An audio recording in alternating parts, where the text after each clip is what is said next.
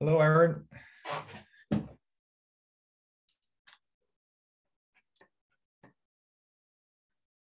It seems like you're still muted. Yep, got it. Okay, let me get the background there because you don't need to see my refrigerator. Yeah. Do you have the backgrounds, the files? Did you receive them already? No. Okay. Should I send it to you via email then? Is that the easiest way? Or do you want to get in? This is what I usually use. Does this work? I mean, I'm fine with it. But we've got two backgrounds. One of them is behind me. Yeah. Which I like a lot. If you want to use that or another one that's also just with the logo that we have, but it's up to you. Okay, no, why don't you send that to me? Perfect. Yeah. There you go. Yeah, there's so many links floating around. This is the third one that I tried to finally get in. Yeah. But this one, yeah, I'll be able to share the screen, correct? Yeah, good.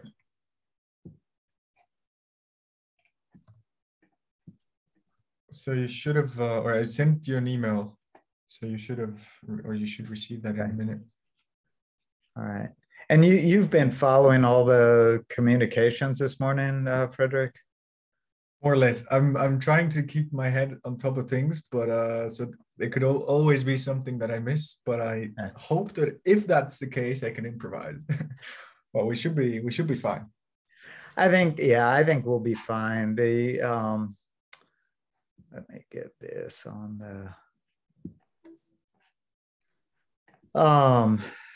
Yeah, Susanna's stuck in a snowstorm. I've got a sore throat. But Léna, Léna's been training for 20 years. And so I'm sure at the drop of a hat, she could do anything. Yeah. And we have professionals with us, so. We should be fine then. I mean, it's a walk in the park, depending on how you see it, but. It's all good. This is the nature of the beast. We're in an age where if we're not flexible and adaptable, we're toast. So there we go. Exactly. How's that? Oh, perfect. So Christian just joined as well. Good. Okay, I'm gonna go make myself another cup of tea. Hey, Christian, you good? Yeah, fine. What about you? How's the voice? So far, so good. So far, so good. So, okay, don't say anything else. Let's keep it for the workshop. You were able to connect with Léna, okay? Yeah, it's all good. She will provide a short introduction, and then I will do the extend my introduction as part of the exercise. So it's okay. Perfect. Okay, cool. I'm gonna go make a tea, and I'll be right back. See you. Perfect. See you then. Do I have to switch the background because I see that you two have the same as something? There is a background or there's two backgrounds actually for the conference. Okay. So if you want to switch to those, feel free to do so, but I don't think that it's a necessity. So if you want to keep the Geneva Water Hub, which is also nice, I have to admit, you can keep that. No, it's just a matter of being, in line with the conference. I don't know what are the requirements. That's it. But if you tell me that. Well, I'll check once more. Okay. No, it should be okay. Yeah, it's okay. Actually, I did the plenary like this, so I think I'm gonna proceed. No, that's fine. Cool. Just a small question on my end.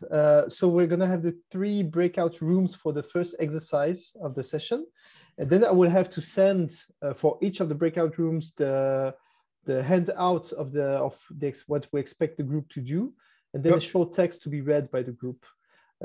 How do I proceed? I am able to move from one breakout room to the other? Do you know that? These are all good questions.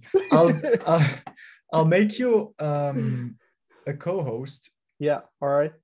Otherwise, I send you the material, and then you can, I guess you will assign randomly the people to the breakout rooms. So it's just a matter of making sure that the right text, that the text arrive to the breakout rooms. Yeah. To be honest, I haven't tried it myself, but I can. Well, no problem. I guess we'll just wing it somehow. Yeah. And then I'll have to see whether I can actually target the breakout rooms, because the test call we did is kind of, you can broadcast a message to everyone. So to all the breakout rooms at the same time, which isn't what you're looking for. Yeah. Well, the best way would be for me like to go from one room to another, just to drop the text and the assignment in the chat box and then to leave, something like this. Well, we'll see. We'll go. Yeah. Let's go with the flow and then we'll see. Yeah. I'll quickly pause the recording just because otherwise, sure. I think that's, well, it's all just preliminary, boring stuff. So. Yeah, indeed.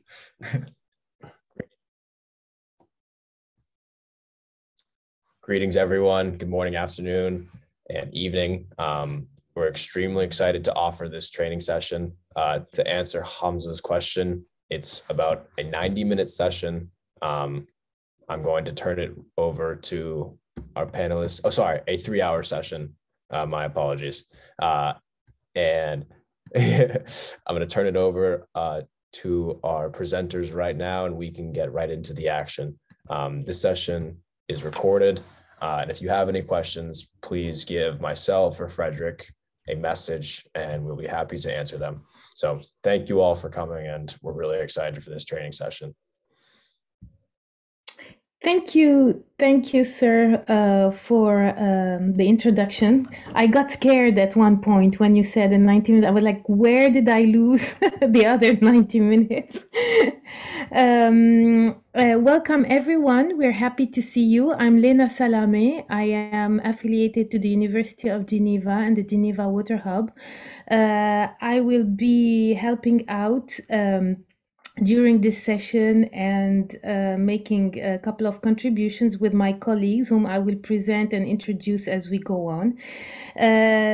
My first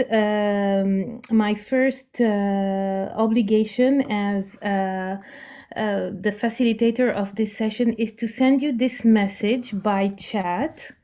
It's about anti-harassment and anti-discrimination policy of the association, and I would like to show you also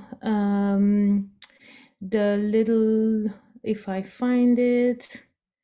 Of course, everything was prepared, but now that I that I want to show it to you, I don't find it anymore. But it will come. Just a moment. Oh, there it is. Okay.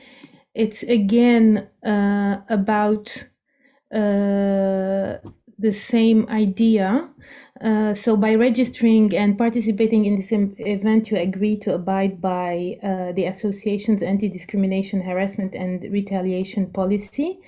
And any such behavior will be unacceptable. And if you witness or are subjected to this kind of behavior, you have these contacts that you can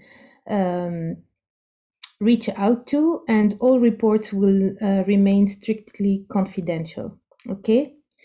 With all this said, I would like to tell you a couple of words about the context in which we are organizing this training session. So this training session is a collaboration between among various institutions who are members of what we call the University's Partnership for Water Diplomacy, for Water Cooperation and Diplomacy, the UPWCD. It's a network of institutions working on knowledge and capacity development in the field of water cooperation and diplomacy, and who want, with their work, with their research and capacity building work, want to make a difference and an impact on the political agenda, as well as on building the next army of soldiers, or if you want to be more positive, maybe the future pioneers or the future actors in water cooperation and diplomacy. We have one of the fathers of this idea. This is Aaron Wolf, who is in one of the squares. You can see he's the brains behind this, and he started this idea a long time ago. We worked together a long time ago, and then the son, who is Christian Bréthaut in a blue square, who inherited this, and then who's now through the University of Geneva and the Geneva Water Hub taking up this endeavor with my happy help. So this is happening. This training session is happening within the framework of the UPWCD, and as you may have noticed, it is focused on water diplomacy and conflict transformation. So why water diplomacy? You probably, I will give you a couple of facts and then lead you to a short response, and then we'll give the floor to our first lecturer, Christian Bréthaut. So you probably all know that water is unevenly distributed in time and space on the planet, that we have had the same amount of water on the planet since the dinosaur walked the earth, that we have a very finite amount of water that is easily accessible on the surface, easily accessible for human use. This is what some hydrologists like to call the James Bond effect, because it is only 0.07% of the whole amount of water of our blue planet that is easily acceptable in the rivers and in the lakes. Otherwise, it's either captured in the permafrost or in the ground, or it is seawater, which is the biggest amount of water on the globe. So there is a relatively small amount of water easily accessible. There is uneven distribution, but there is the same amount of water on the globe, and yet the per capita amount of water has been dropping in a dramatic manner, and it has been almost cut in two in 40 years. So what is happening? What is happening is that the population is growing. There are various global changes that are impacting the use of water resources, and our way of life is changing. So we're using much more water for everything that we do. We are more numerous and we use more water, so our use of water is increasing exponentially, and therefore, for the same amount of water, we have more pressure. We need it in bigger amounts to produce our phones, our jeans, to eat our meat and our McDonald's and everything, and therefore there is more and more competition over water resources. So there will be probably more and more potential for conflict related to water. And even though we have not, and according to the studies that were made at Oregon State University, there has been no war related to water, war in the sense of the international law, meaning an armed conflict between two or more states, which objective is the control of water resources. There has been no war over water resources for the past 4,500 years. There has been conflict. There has been conflict over water resources, but there are various levels of conflicts, which goes from like armed skirmishes all the way down to economic pressure or diplomatic pressure. But there is also more cooperation than conflict, and we also know that there is, thanks to the same set of data, that there is, most of the conflictive events are relatively mild. And this data has been, these conclusions have been drawn from the review of thousands of events, water-related events, positive and negative interactions that are related to water, that Aaron and his colleagues have reviewed, and they have studied them and then compared them and were able to make these conclusions. Okay, so I really feel very small talking about this while he is here in the audience. But anyway, so how to deal with these conflicts that are going to come up as competition is going to grow. We're going to have either too much water or too little water, or water that is too polluted in the future. So tension is going to be unavoidable. And so we have various tools to do that. We have various tools to address, to anticipate, to prevent these conflicts, and then to manage them and transform them should they arise. The United Nations Charter, in its articles 31 to 34, provide for a number of conflict management processes, and it recommends a number of dispute resolution processes to deal with this.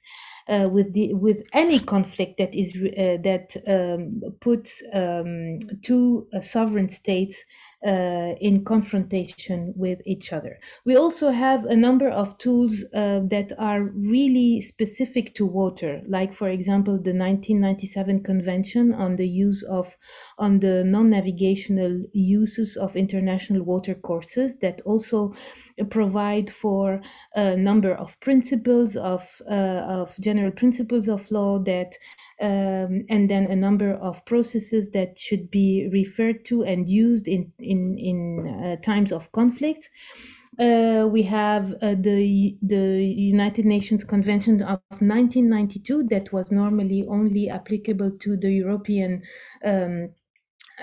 community, but then became a global tool that is accessible to every other country in the world, that also proposes a number of principles and tools to be used for the anticipation, the prevention, and the management of water conflicts. So there are various tools that are available, but law has its limits, because in the international community, nothing goes beyond the sovereignty of a state. So a state who decides not to share the water the water that flows through its territory, or a country that decides that it wants to build a dam or to divert the flow of a river, will definitely be breaching a rule of international law. However, as we said, nothing is beyond the sovereignty of a state. Actually, international law exists only because sovereign states have accepted to write and to ratify these kinds of rules. So if a state decides not to go for it, then we cannot oblige that state to do that. There is a possibility to have economic sanctions or political sanctions, or even sanctions that are more harmful in some cases.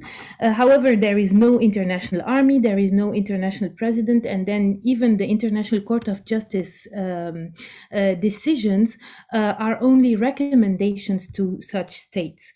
And you probably know also that the International Court of Justice is only competent to look into a case between two sovereign states, into a conflict between two sovereign states, if these two states or more agree to go to the International Court of Justice in one way or another.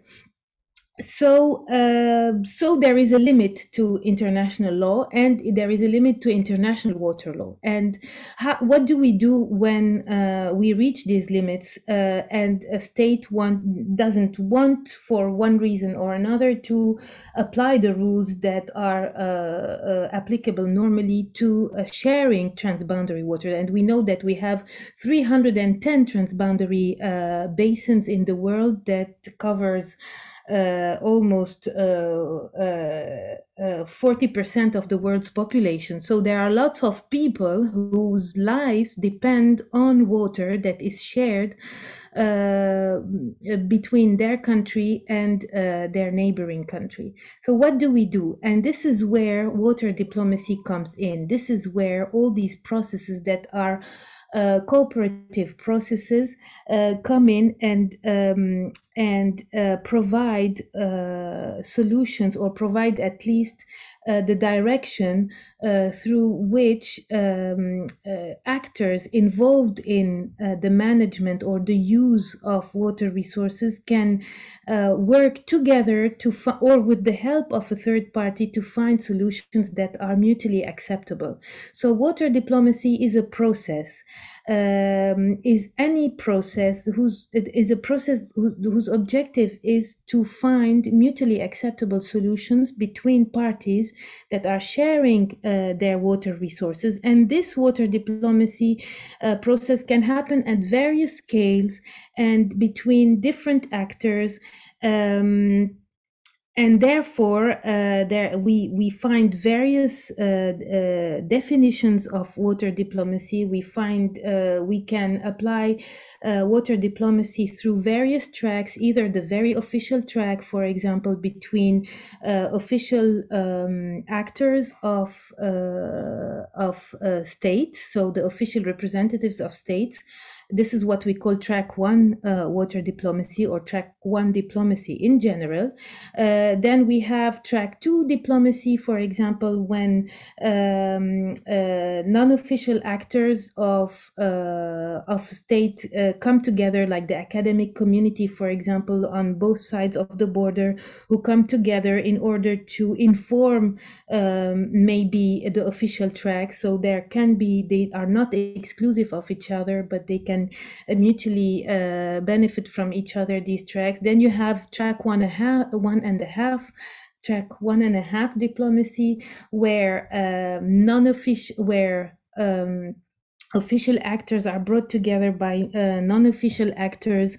And then you have track 3 diplomacy, where that is also called citizen diplomacy. So all kinds of groups from the civil society organize themselves in order to interact and find solutions at their scale that can be useful and helpful and feed into other tracks of diplomacy. So none of these tracks are exclusive of each other, and ideally we can have multi-track water diplomacy, where all these tracks are working in parallel and then feeding into each other on a very long term, because these processes are quite long, but they can be very efficient when they work in parallel and feed into each other. So so this is what I wanted to tell you about water diplomacy as compared to water management and water cooperation, which are slightly different. And here I would like to show you very quickly a slide of my colleague Susanne Schmeier, who was supposed to be with us today, but unfortunately due to some logistical problems she was not able to come. But I like very much this slide where she makes a comparison between transboundary water management, transboundary water cooperation, and water diplomacy.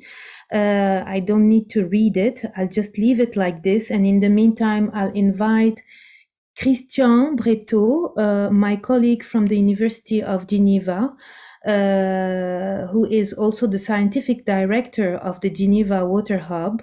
I will put his detailed bio in the chat because it's important for you to have this type of information.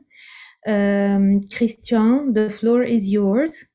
Thanks a lot, Léna. Could we go out of the screen sharing, please? Yep. Just to start. Okay, excellent. So, well, good evening, good morning, good day, everyone. Really pleased to have this opportunity to do this workshop with you all. And indeed, it's a workshop. So thank you, Léna, for putting the frame and also providing this preliminary insight on today's topic. What I would suggest now is that we become more active, because if we do 3 hours of lecture, it's going to be quite painful for everyone, I guess. So my suggestion first, if you can, I know it's not always possible, but if you can, is to turn your camera on so that we see who's in the room, and so that we can start discussing and having a lively dialogue all together.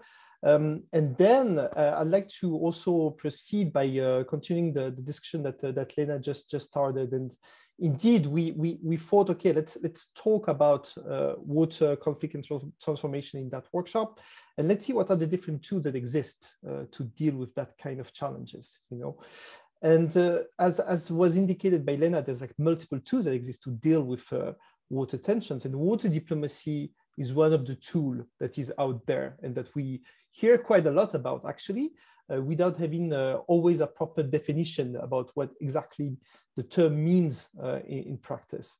And as we are members of the University's Partnership for Water Cooperation and Diplomacy, we thought that it would be good to start this session by having kind of a dialogue all together about the meaning of water diplomacy itself. And I see also colleagues in the room that recently contributed to that discussion. So it would certainly good to have them as part of the discussion.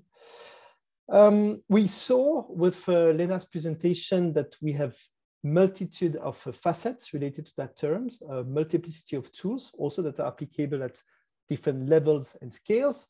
We also see quite often that these terms of water diplomacy is not entirely stabilized from the conceptual, practical, and theoretical viewpoints. So our suggestion is now to try to dig a bit more in what is meant actually by the notion of water diplomacy, looking at how this concept gets materialized by different perspectives.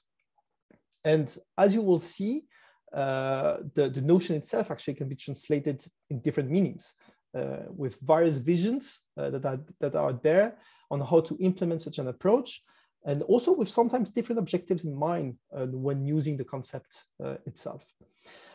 To reflect on those different challenges, both from the conceptual viewpoint, but also from very practical stance, we suggest now to proceed with a kind of an exercise that we'll do together, and where we will be able to discuss more in depth the different dimensions and challenges of water conflict management and transformation, and also the meaning of water diplomacy. And to do so, our suggestion is to split into 3 groups, and each group will go through a short opinion piece related to water diplomacy or hydro diplomacy. Okay, I will now put on the chat box the different text that we'll look at, or maybe we can send that to the breakout rooms afterwards.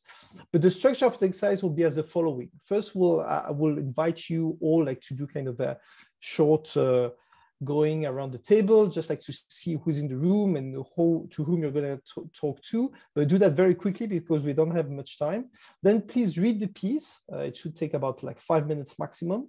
And then we'll have about 15-20 minutes to discuss the piece itself, okay? Following the 2 following questions. First, what vision of water diplomacy is developed by the author? And then what opportunities and limits do you see for the implementation of the approach, okay? And then please, for each of the groups, please select one person that will provide some kind of short feedback in the plenary by explaining the messages. This is always the tricky part, to identify the person that will do that. But that we have someone that just does the feedback about what happened in the different breakout rooms, and also that provide a response to the 2 questions. As you will see, quite different texts. The exercise is not about really heavily criticizing the work of the author, but really to acknowledge the difference of a kind of unstabilized conceptual framework. And we are all at different stages, so I guess this is quite a good thing, because it will also contribute to have this dialogue. and also like to include numerous inputs and vision. So we want to hear from you and to start the discussion with you. Okay. So Frédéric, could you please send everyone to different breakout rooms, and then we'll circulate among you all with the text and the like more precise assignments.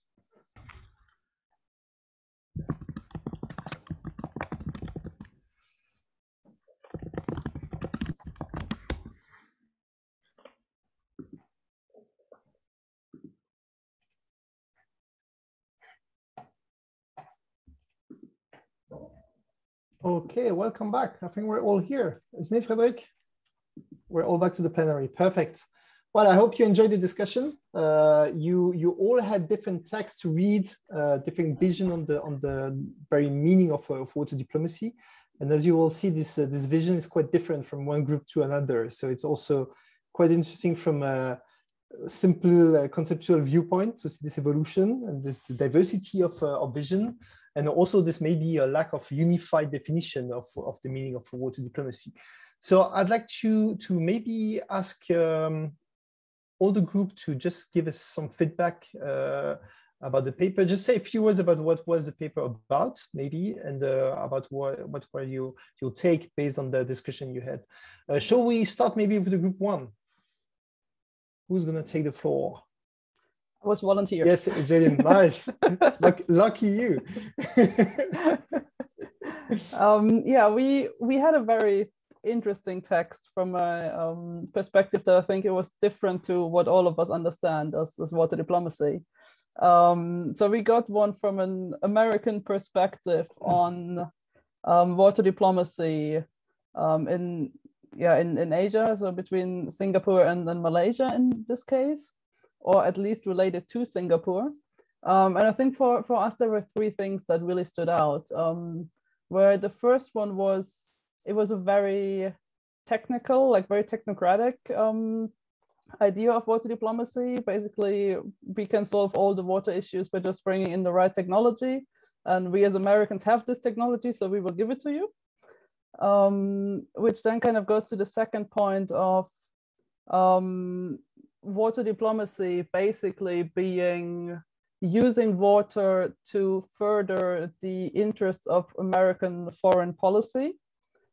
So basically a notion of how can we use water issues in other countries to come in as a valued partner, basically helping them to solve their problems.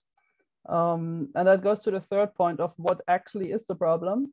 In this case, it was about Singapore and Malaysia sharing water, and there's currently a bilateral treaty, and the treaty will run out in 2061, I believe. So Singapore is kind of preparing for what happens after that. And the preparation seems to be very much focused on making sure that Singapore is self-sufficient as it comes to water resources. So that basically the entire necessity of dealing with Malaysia over the shared water resources is not really an issue anymore. Mm-hmm. So you can just do whatever you want because you have your own water resources. And that can work for you as a country, of course. But the big issue that we saw, especially with applicability to other countries, is that Singapore basically only has domestic water needs to look at. And the text specifically said there is no need to allocate water for irrigation at all, because there is no farming in Singapore. And obviously, pretty much every country in the world has a massive demand for water just for agriculture. So this is a very kind of narrow set of scenarios where you could even apply such an approach of ensuring self-sufficiency to basically forego the need for negotiation over water with other countries. Mm-hmm. Okay, well, thanks a lot, John. Thanks a lot to the group one. Indeed, really a narrowed perspective on water diplomacy, looking at how to use actually water diplomacy in a strategic way, also related to foreign policies, almost an instrumentalization of water to put the interest of specific countries forward. So it's really nothing to do with what Léna described earlier about water diplomacy as a broad process, multi-actors process. Here's really like this question of instrumentalization that is quite quite present. And indeed, this technological fix, which is also there about how to disseminate the knowledge from one country to Earth, to the planet, actually. Okay, thanks a lot. Group 2 now. Who's willing to take? Yeah, it's Marco.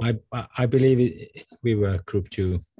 I wasn't volunteering, but I was nominated, which I thank which I thank the group for that. But I'm happy, of course, to get additional views from the group. Is it okay actually to, because it's a blog post, I can of course share it in the chat, but I don't know if it helps or not. But yeah, so it was a blog post a few years back on kind of South Asian water crisis, and after reading, we were all a bit left kind of confused because I think, was it David who said that it's kind of, it shows all the challenges, but then really doesn't properly describe what actually is the solution, except that it's water diplomacy, and it's kind of, it feels a bit like silver bullet. And then from that, and maybe with kind facilitation from Christian who popped in, there was also interesting discussion about this data sharing, and kind of, we understand that, you know, sharing information between the countries is one important step forward, but in this particular article it's also a bit kind of interesting that they provide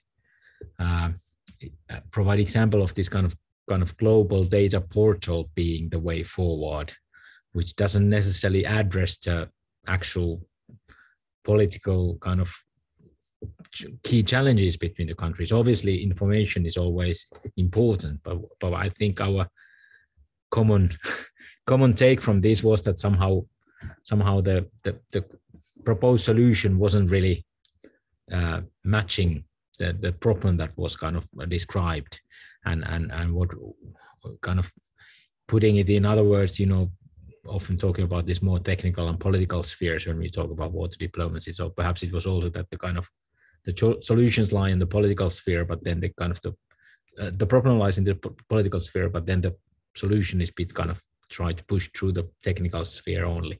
So somehow not finding a proper match there. But yeah, that I think that's where we got as a group. Obviously, if there were Alessandra, Tom, Ali, who else were there? No, I think that's it.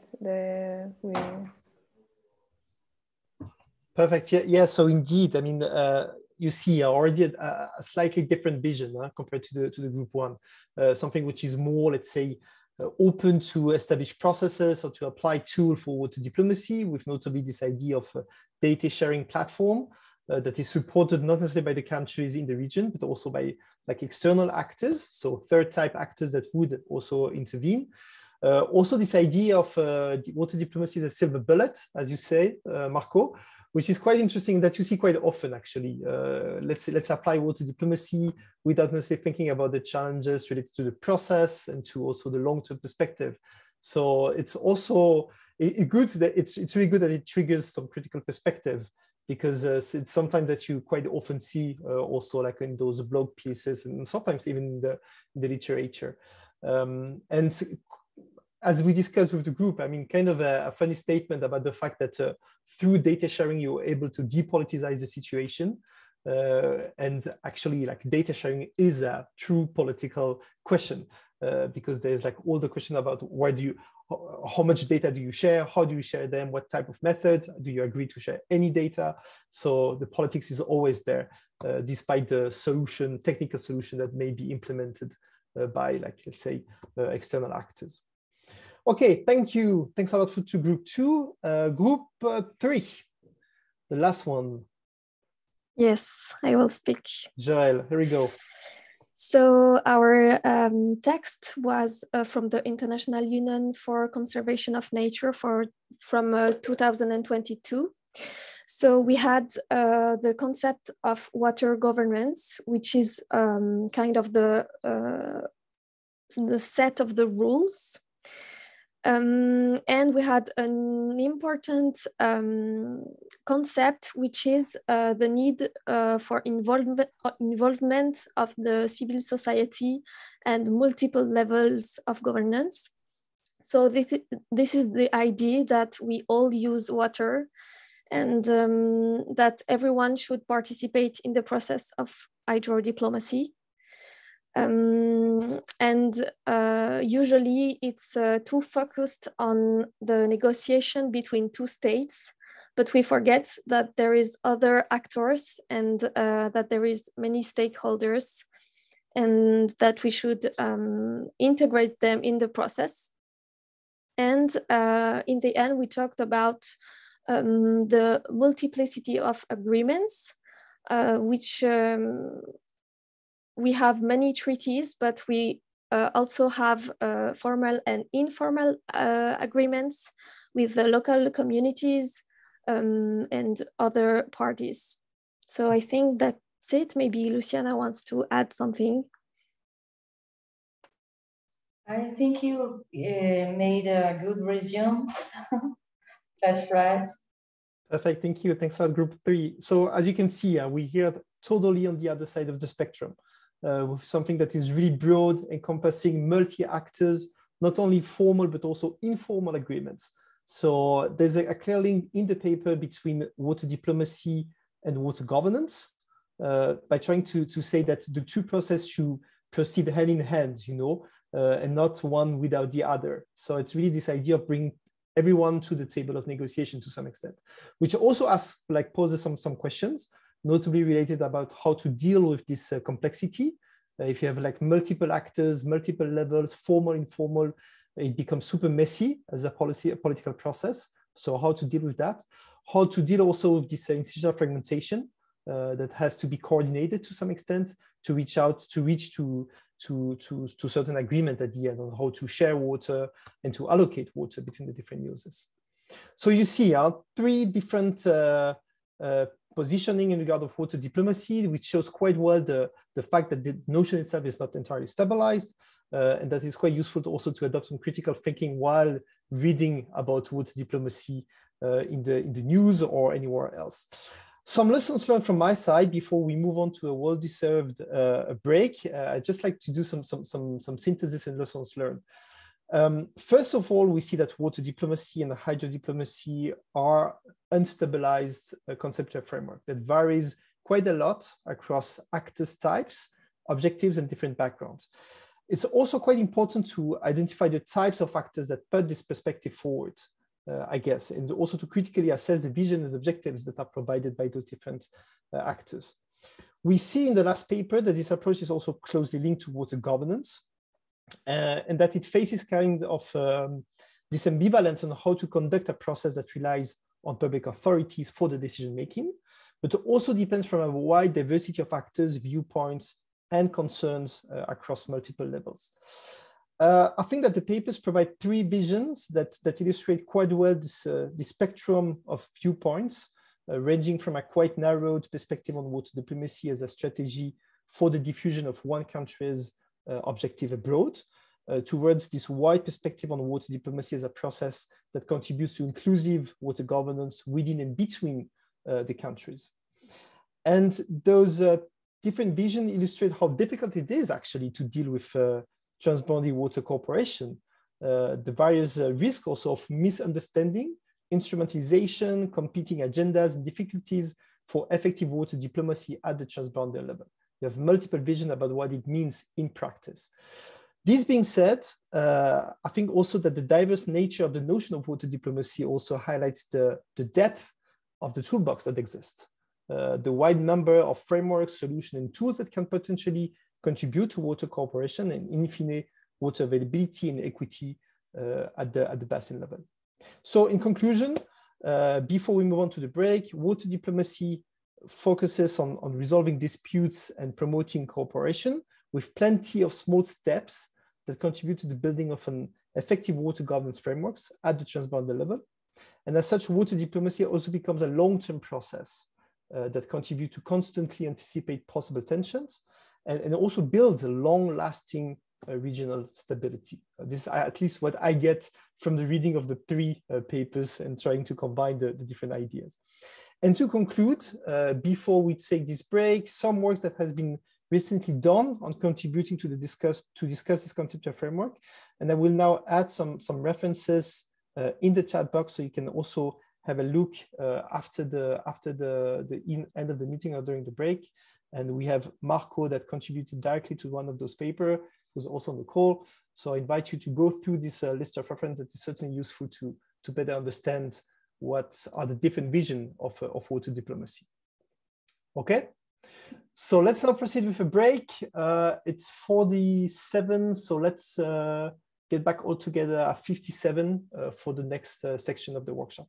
All right. But really at 57, everyone, and you don't want to miss it at 57 because it will be Aaron's lecture and exercises. So 10 minutes sharp, okay? And we'll have time afterwards for discussing and having a Q&A and exchanging about this first step. Okay.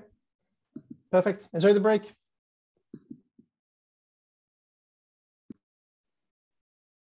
Nicely done, Christian. I like how you got them talking before coming to the conclusions. Must be a professor or something. Hey, Marco. I'll see you guys in 10 minutes.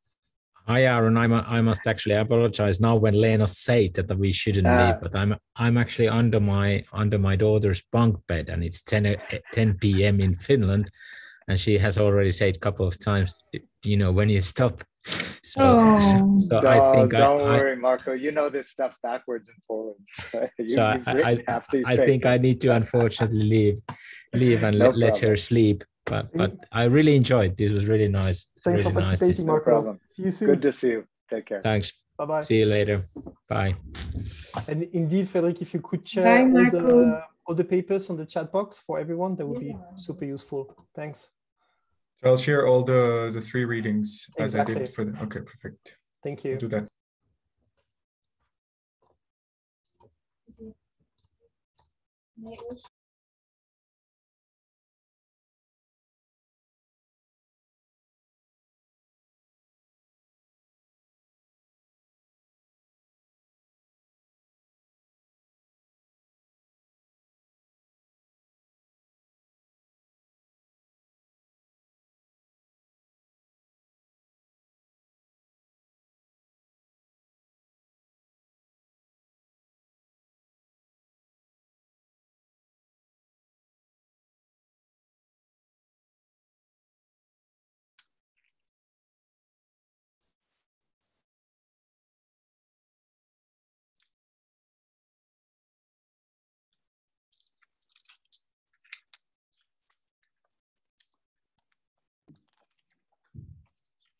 I think we're ready to go, yeah? Yeah, is everybody back? Let me see.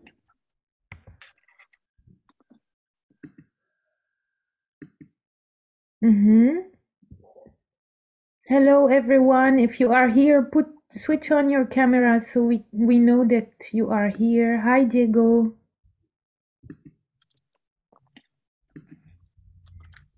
Alessandra, Caitlin, Jacob.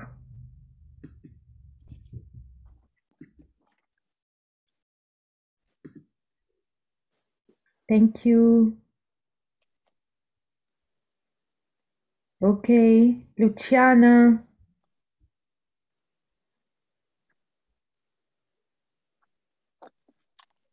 Would you like to start, Aaron?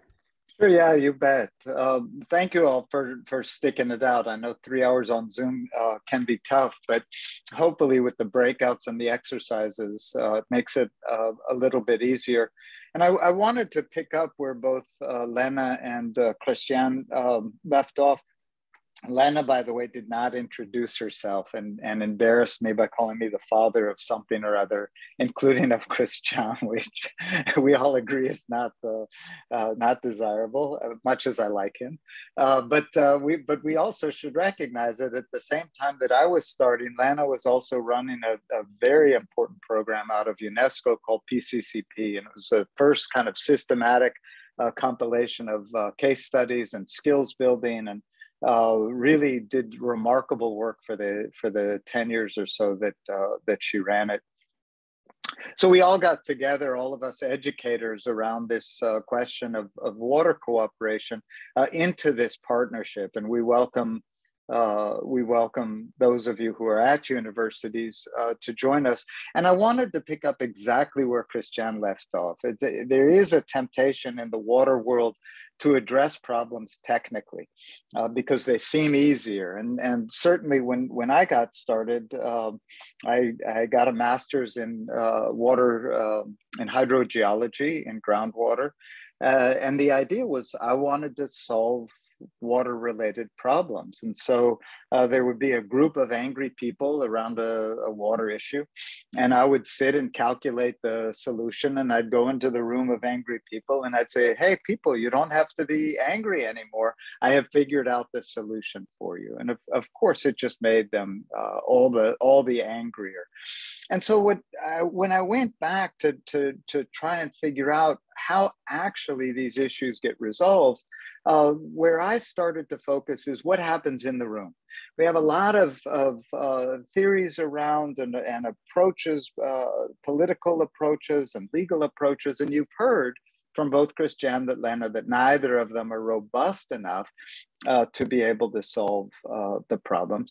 And so my question is, so what happens in the room? At the end of the day, water problems are caused by people, and the solutions are going to generally be worked out by small groups of people sitting in a room doing something. So I went back to try and figure out what that something is, and some of those lessons are what I wanted to impart here. So we've seen this kind of dual view of transboundary basins.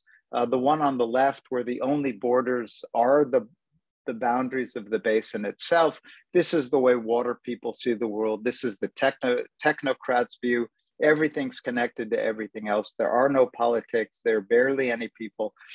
We solve the issues technically, and everything works itself out. And of course, what happens is those pesky borders that exist on all these basins get in the way. So it's not a question of just ignoring the boundaries. We actually have to deal with the fact that there are at least two countries and different ethnic groups and different religious groups and different economic variables and so on. And so the challenge is to manage the water as if the world looked the way we see it on the left, while recognizing the very real and legitimate reasons for those boundaries on the right. And a number of people, especially in economics and in development, have pointed out just how much benefits can accrue to cooperation in a basin. So Claudia Sadoff and David Gray in 2003 came up with this cooperation continuum to show that the more countries cooperate, the more benefits would accrue, starting from unilateral development, for example, in the Indus, all the way up to joint equity ownership in the Senegal. And the economic argument is cooperation is good and beneficial in a tangible way, which begs the question, as Léna said, 310 transboundary basins. If cooperation is so beneficial, why isn't there more of it? Well, the why is exactly where Christiane left off. It's the people. The people bring all of their history, all of their politics, all of their sovereignty concerns, all of their personalities, everything that relates to human decision-making also exists in the room. And we can't just leave all that outside and say, oh, don't worry, let's just solve it technically, because as we know, water is not purely a technical issue. A number of years ago, Ashok Subramanian did this nice, simple framework to remind us of that. You see the economic benefits and costs of cooperation on the x-axis, but on the y-axis are the political risks and opportunities of cooperation. And he reminds us that if it's too politically risky to cooperate, it doesn't matter how many economic benefits will accrue, the cooperation simply will not happen. So this now becomes a goal of water diplomacy, is where it's worthwhile, where it's useful, where it's equitable, reasonable, figure out a way to incorporate and embrace the political interests in a water dialogue in a way that you can find something to benefit the parties. So some of the lessons that I've learned in my years, both of studying and also participating in processes. One, process is everything. We tend to ignore it, but people who are simply managing water will report here in the Western US, water managers report that they routinely spend 50 to 100% of their time managing conflict. And they simply are not trained in it. They're trained in hydrology and in chemistry. The higher the management level, the more time is spent managing conflict. So a number of people have kind of picked this up, and Christian gave us a couple of readings on the kinds of approaches that people have taken. And of course, the security and development world have kind of come at this from a hard security perspective, and they're the ones who are kind of perpetuating the water wars projections and concerned about hard technical solutions and hard politics, high politics. The water people are more interested in process. How do you incorporate a healthy dialogue into our world of water management? So again, when I was trained in a very rational approach, even to conflict resolution. So this is getting to yes, this goes back to 1981. A number of you have seen this. Very rational approach to alternative dispute resolution. You separate the people from the problem. You focus on interest. You invent options. These are steps that a computer model can take to optimize a solution. And then you get in the room, and what you find is that people are just screaming at each other and just hate each other and have histories and have sovereignty issues and have memories of things that were done to them 5,000 years ago that come up in conversation. So the actual tools that I've been more drawn to more recently are the ones that embrace the human nature of these dialogues. How do we sit? Do we sit face to face or side by side? Shared vision exercises where we identify the common values that we have. Allowing time to vent. Don't tell people to leave politics at the room. Allow a healthy way for the politics to come up in a discussion. Listening, deep, transformative listening, to my mind, is one of the most poorly taught and undervalued skills in negotiation that this is useful. So let's now take a look at how this might look. What are the kinds of issues that come up in interpersonal dialogue? And Frederick, I'll ask you to help me with a breakout.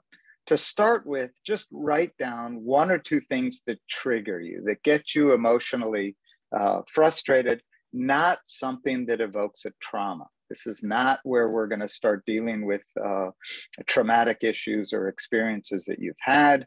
What is the issue and what is your position? And I have this cartoon here. This is the kind of thing that drives me absolutely up the wall. To my mind, literally, there's homicidal maniacs, there's terrorists, but the hottest places in hell are reserved for the people who drive too slow in the fast lane. This is something that drives me nuts. So for me, the issue is people who drive too slow, and my position on the issue is that I'm against it. So go ahead and write down a couple of issues.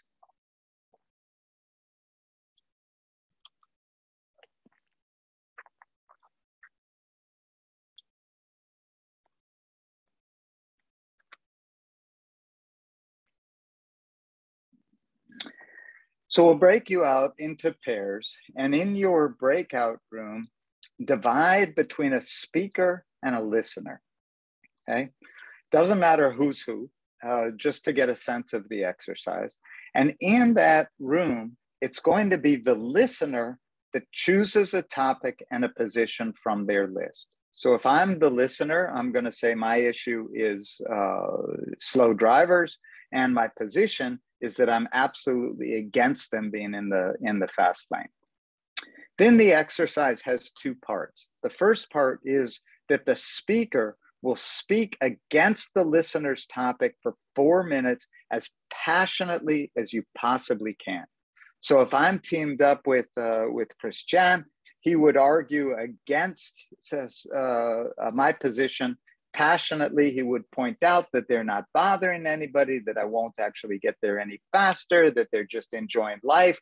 Why on earth do I have to feel like I have to get any faster? Why don't I sit back?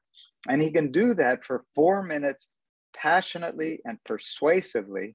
And the second part of the exercise is for the listener just to listen without speaking and pay attention to what happens in your body.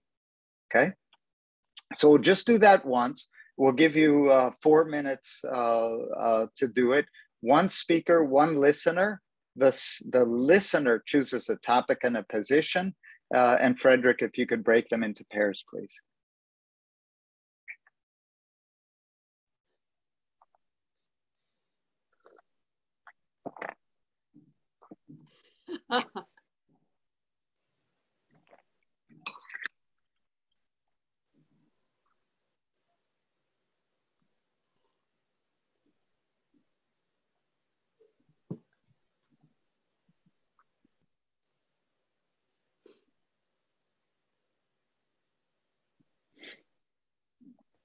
Okay, so everybody should have received an invitation for a breakout room now. Awesome. Okay, welcome back, everybody. Hey, Jacob, I didn't know you were on. Good to see you. Hi, Sam. Yeah, good to see you too. So funny, the irony of us giving this course when half the experts in the world are here is really something. Diego, good to see you. Wow. Okay. All right. So let's hear some reactions. Who are hands up? Who were the listeners? Hands up. Okay. So what I'll ask you to do is just weigh in. Think about this like you do when you're watching sports and there's like micro slow motion. If you think about the very first moments when you start to hear something you disagree with, what does that feel like in your body?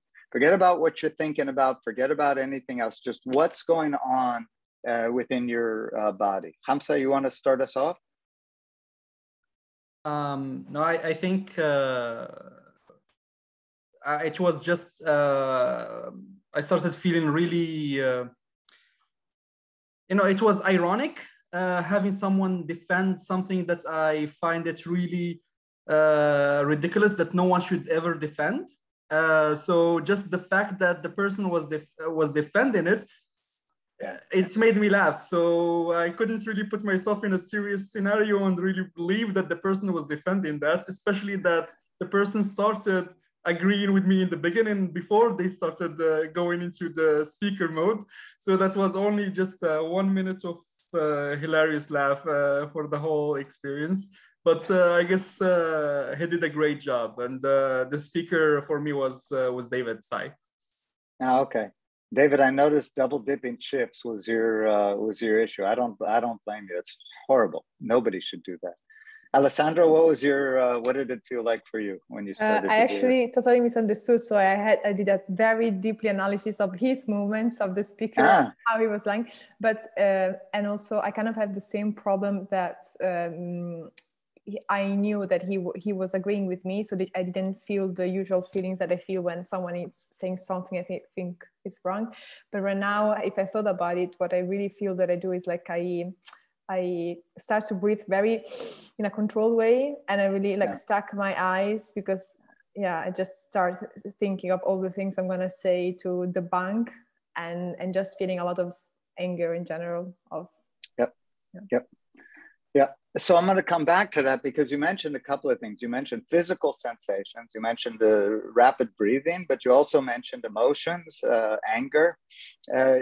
Is it Joel or Yoel? Yes, it's Joel. Yeah, Joel, how about for you? I think anger too, because when you say something to someone and then he tells you the exact opposite, it feels like the other person is not understanding your point of view, and it's very difficult to just let the people speak and not tell your point of view, I think. Yep. Yep. So here on Zoom, it's difficult to do, but I think you all, how many people have had a difficult conversation in the last month? How many of you are in a relationship? Yeah, okay. So that answers that question. So the point is, we know what it feels like. You start to tense up, your muscles get tight, the breathing, the shallow breathing that Alessandra mentioned, your eyes dilate. What's that called? There's a name for that response.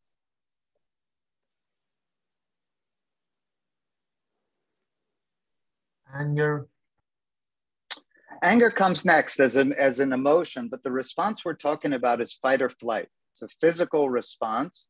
Your amygdala, it's called an amygdala capture. So your amygdala sits here at the base of your skull, and it's always surveying around, trying to get a sense of whether you're in danger or not. And when it senses you're in danger, it captures all of your system. It captures your nervous system, your muscular system, tenses everything up and gets you ready either to fight or to run away or to freeze, to shut down. So this physical response is one you can't control. This is a very ancient part of your brain. The capture is going to happen regardless. And what happens then is we have a choice. Either we allow it to lead us into all the things that we're going to defend against. We'll use anger to push this feeling away. We'll use agitation. We'll get frustrated. We'll use emotions to try and keep ourselves safe. And so one of the things that we're going to learn to do is understand the physical response and use it instead of leading our next response. Just use it for a flag to identify something is going on and to turn us inward, to have us 3 steps, stop and breathe and go into listening mode. And that will get us to the next step. If we don't, what we do is we get agitated, then we get angry, then everybody's yelling at everybody, and that's not a productive conversation. So we have the physical response, then the emotional response, then there's an intellectual or an intuitive response. How many heard something that surprised them and maybe they thought, oh, that's kind of interesting. They kind of make a good point. Diego nodding your head, right? Sometimes it's really frustrating when you hear somebody who has absolutely opposite politics of you, but sometimes they make a good point. So that's up in the intuitive, the mental place. And then finally, if you're very brave, you can move up into a spiritual place. So if we recognize that these 4 sets of emotions, these 4 touchstones happen in order, we can start to use them to help us have better conversations, to design better processes, and to think about better needs. So the physical response, we're going to use it as a signal. We're going to stop.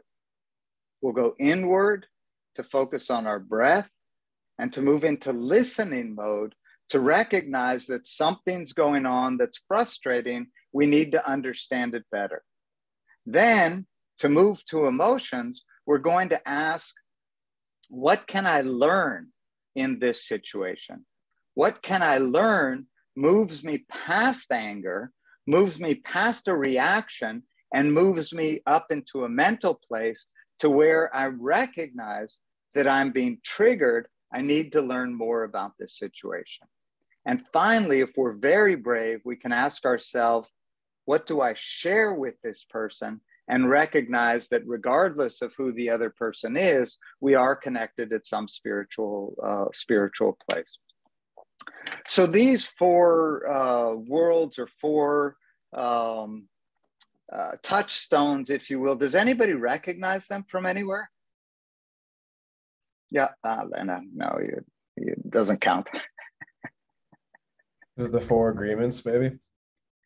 4 agreements? Say more Maybe. about that. Who said that? David? Dave. Yeah.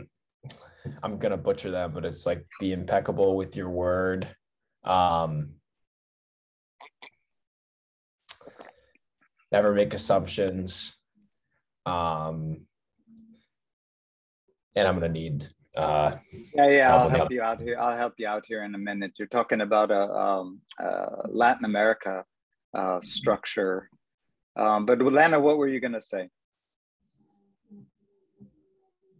You were just saying if we found ourselves in this situation, if we recognize the 4 levels in our own experience, and I do, but I may have missed something in the question.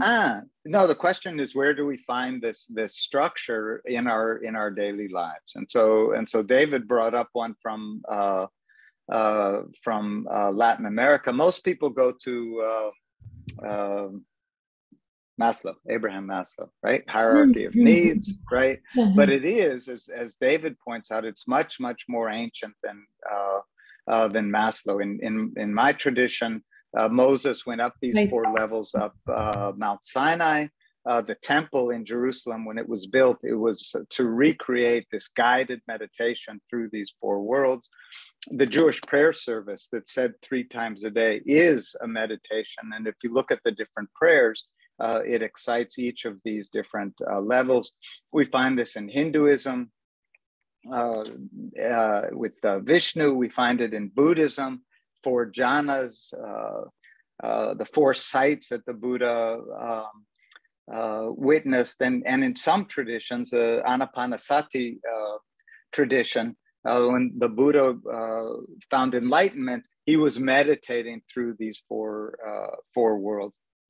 You find them in the churches in Christianity. The churches in Europe have these 4 elements, each one guarded by an archangel. You find this in native traditions here in the United States and into Latin America. And I think what's interesting is they have totems that probably David came across in the 4 agreements, the serpent, jaguar, hummingbird, and eagle. And the point of each of these is it seems to be a fairly universal structure that we can use to help us design our processes. And in each model that we use, we learn something different. So for example, in the indigenous people here in the Western US, we understand that this is a balance, that people are in trouble and groups are in trouble if the 4 attributes are out of balance. If you're entirely about the physical or the mental world, and you're neglecting your spiritual and your emotional world, you'll run into trouble. In Islam and the understanding, we understand as we get deeper in our relationships, the differences between us start to dissipate. So they talk about in Sharia, where we're defining what's mine is what mine, what's yours is yours. At the level of tariqah, prayer of the heart, what's yours is mine, what's mine is yours. This level of haqiqah, truth, there is no mine, there is no yours. And finally, at the level of marifah, at attunement, there is no me and there is no you. And those of you who have done really deep kind of either difficult traumatic experiences or deep spiritual processes have had this experience of understanding the connection to all being. What does this mean for us? Let's get back to water. Like 4 levels of everything, there's 4 levels of water. So there's the physical water that we see, that we touch, that we can move. There's mental water that we calculate, the crop per drop, the most efficient price. But there's also emotional water, water tied to history and to sovereignty. And finally, spiritual water, water in all of our faith traditions that we tap into spiritual transformation.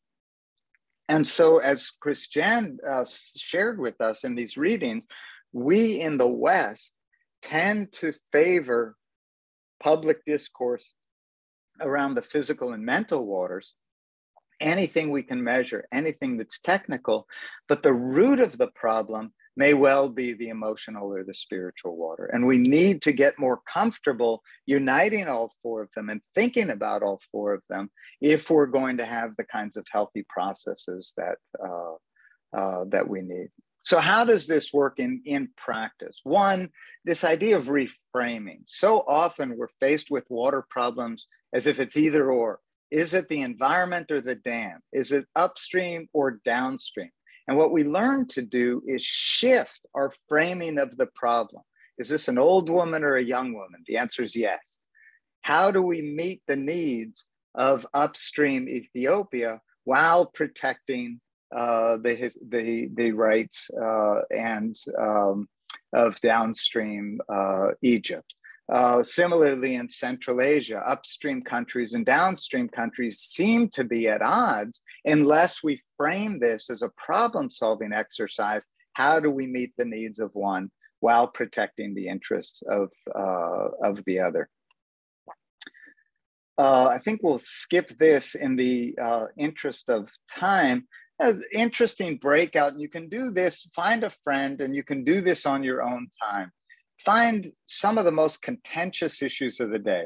Doesn't matter if it's guns or abortion or equity or absolutely anything at all. Divide into roles, and within 3 minutes, see if you can't find 3 things that you agree to. You'll be amazed if your intention in a conversation is to find commonality, your amygdala leaves you absolutely alone, and it's surprisingly easy. We spend all our time in the press and social media focusing on the things that divide us, forgetting that we share so much of our common values. So I'll leave you this exercise to do on your own. Another lesson, if you get stuck on a problem, make it bigger. If we just focus on the way the problem is defined, it can be overwhelming. So on the Nile, for example, for decades, donors, funders tried to approach the Nile exactly the way Christiane pointed out not to. It's purely technically. Let's get more data, let's get more measurements.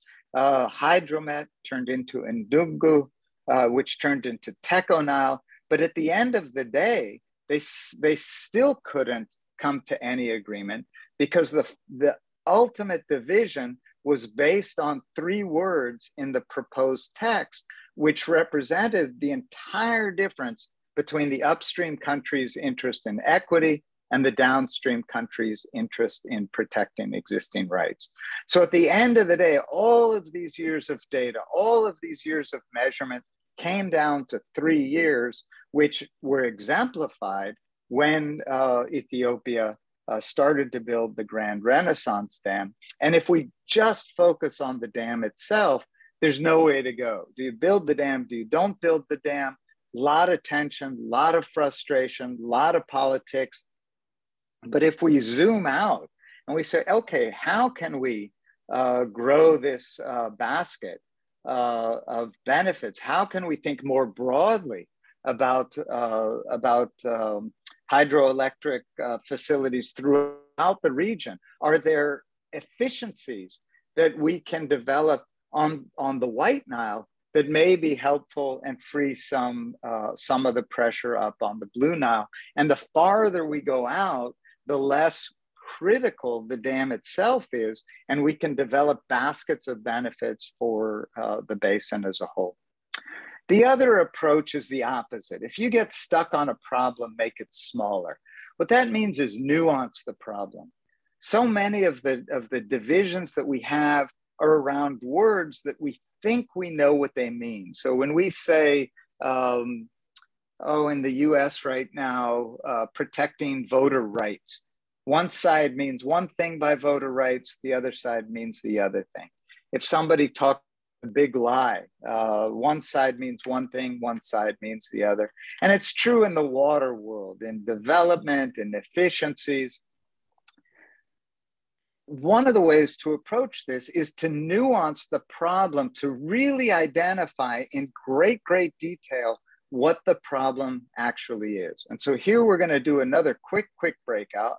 We're going to use Israel and Jordan and a little strip of land right here where the Yarmouk River comes into the Jordan River.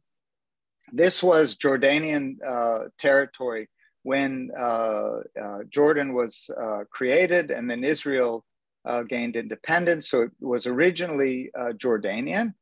Then after 1967, Israel started to farm the land, and they kept farming it until negotiations started in the early 1990s around peace between the two countries, including finalizing the border. And so this is a tiny, tiny strip of land that both sides want. It feels intractable. Both sides want the same piece of territory.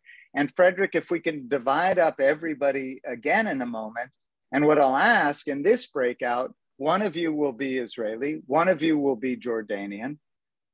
Figure this out. Both sides want the same strip of land.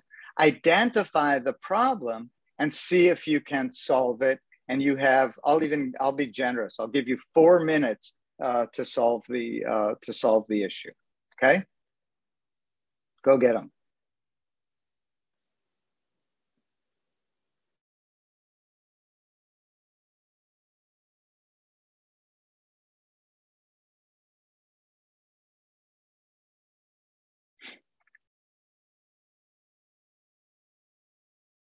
I was looking at the names to see if anybody would object seriously to being one or the other of these parties.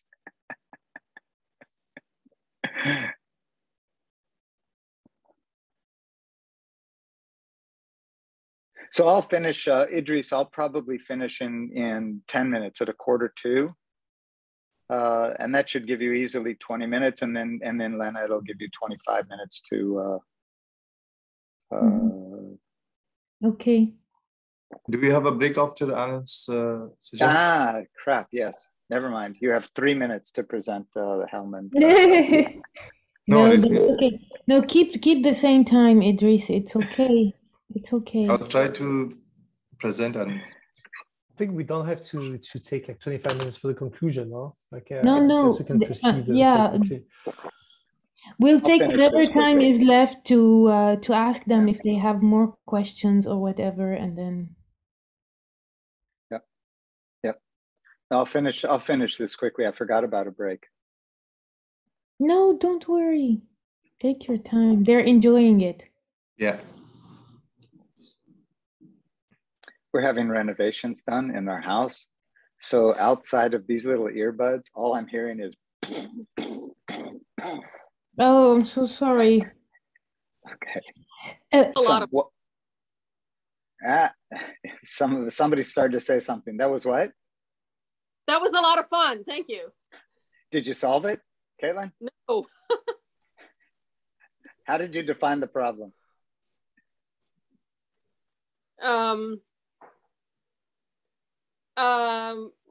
We define the problem as who gets the land, Right. and only one person can have it.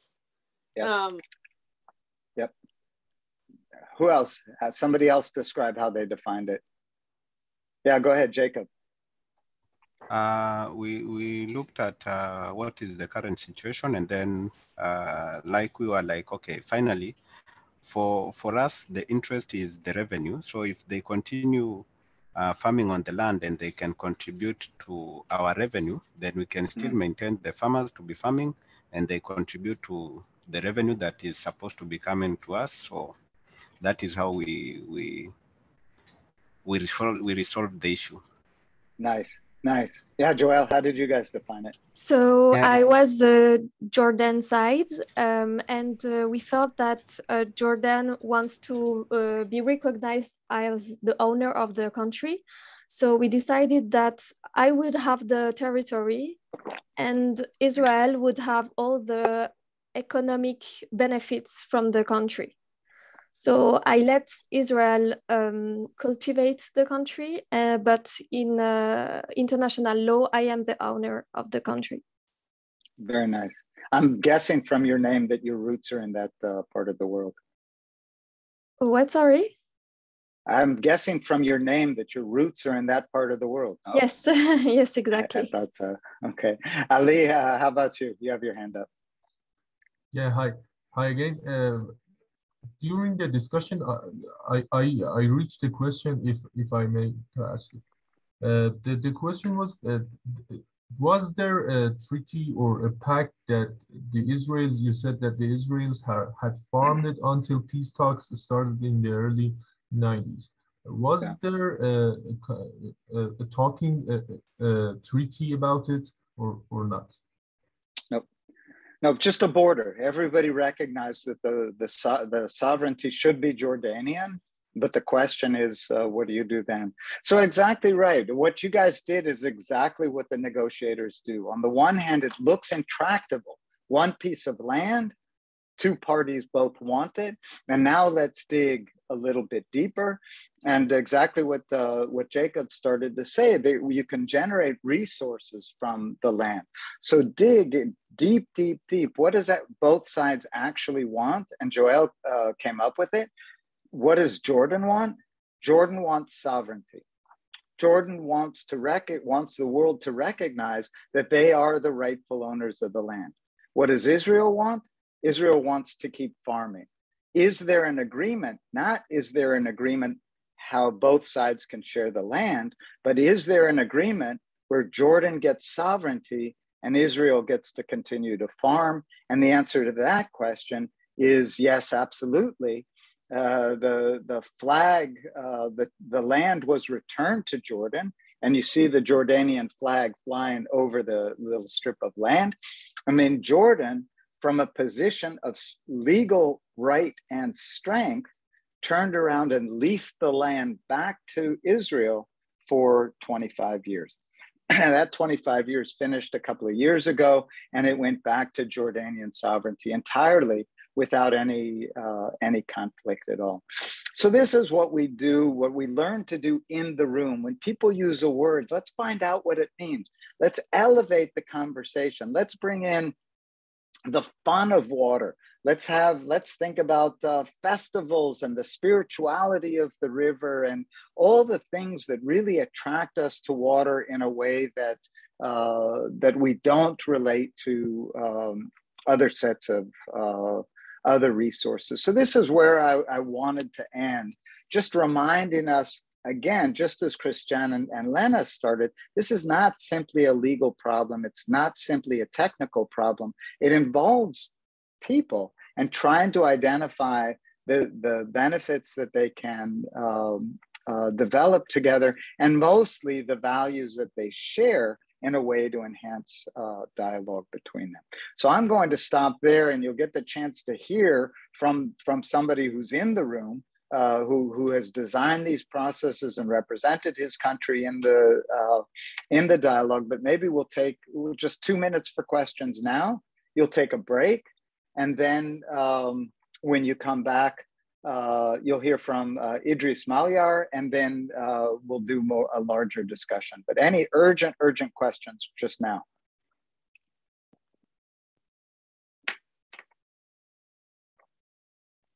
Awesome. So let's take a 10-minute break. It's 1:45 now. Let's come back. It's 12:44. So let's come back at 12:54, and we'll hear again. We'll hear from Idrees and from Léna. Thanks, you guys. All around, you will see that I've added in the chat the bio of Aaron for those who don't know the details, because of course you know most of it. I had added before the one of Christian and then the one of Idrees. So especially in the one of Idrees, it's the speech is an I speech. It's the first person, but it's not Mia, it's Idrees. Okay. And now, if everybody's back, Caitlin, Jacob, Ali, David, Kozik.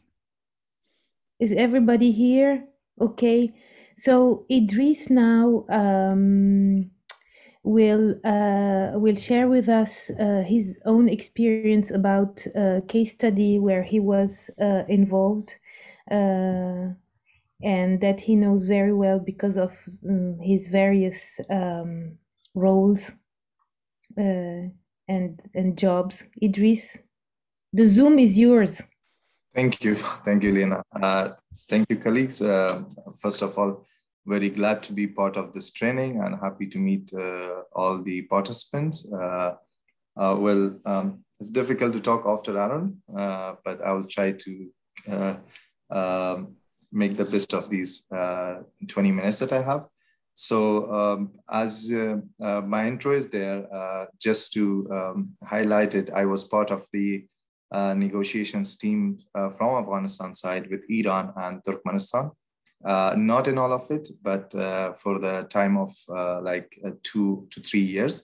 And some parts I was only assisting the negotiations team, and later on I became the full member of negotiations from the Afghanistan side. So just to say that I will, before going to the case that I will be presenting, our negotiations with Iran, just wanted to give you an overview of our hydro diplomacy, or Afghanistan's hydro diplomacy. Afghanistan shares its rivers with northern countries, north of Afghanistan, Central Asia. With Tajikistan, Uzbekistan, and Turkmenistan, we share the Amur River Basin.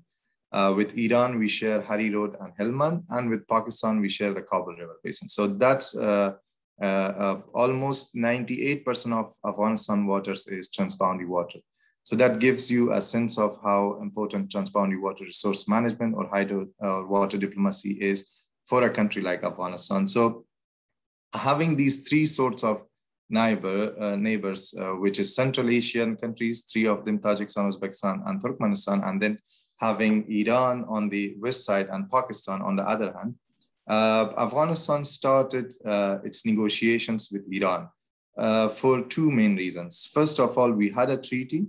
One of the treaties that Afghanistan has, and it's the only one that we signed in the past 50 years. Yeah, you're fine, nobody. It was in 1973 with Iran. So that was the first reason that Afghanistan wanted to start negotiating or start talking to Iran on transboundary waters. The second reason for that was that we had already development projects, infrastructure building on the two rivers that are shared with Iran. So remember that once countries are interested to talk to you, that there's a reason behind it. First of all, they want to clear their kind of water issues. The second is, what is triggering that? The triggering point were 2 dams or 3 dams that Afghanistan working on. And these dams were planned before the political instabilities in Afghanistan. So they were all planned and worked half through like 40 or 50 years back. So one of the dams was Salma Dam, and the second one was the Kamal Khan Dam, that both were completed and from the Afghanistan side recently. So that was the second reason, because Iran wanted to talk to Afghanistan. The same time, Pakistan also wanted to talk to Afghanistan, but from Afghanistan side, the strategy was, that was practical to only talk to one country, then having a discussion or a negotiation on money front. So that's why all the focus was given to Iran and not really actively going into negotiations with Pakistan. There were other reasons like supporting the Taliban from the Pakistan side, and other issues like Duran, which is very obvious to whoever knows the Afghanistan and the situation there. So, and then we also, the government also wanted to talk to Central Asian countries, but that was less interest shown from that end, from the Central Asian countries, because there was no pressure from Afghanistan side. The water was totally flowing to their country, and there was no infrastructure that Central Asian countries were kind of afraid of or wanted to discuss something. So they were getting what they wanted, so there was less interest from their side. So it's always based on the interest or something triggers that countries come together and discuss their water. So coming to the Iran side, we had, as I said, we had a treaty in 1973 on Helmand River Basin, and it's named Helmand Treaty. It is something that both country agrees and both country are trying to implement, but the implementation is another struggle. When we are talking about the hydro diplomacy or reaching to an agreement, that's one part of the work, and it is always time consuming. It takes many years. For Afghanistan, it took more than 2 decades to reach to that level, to the agreement, as there might be countries taking more than that.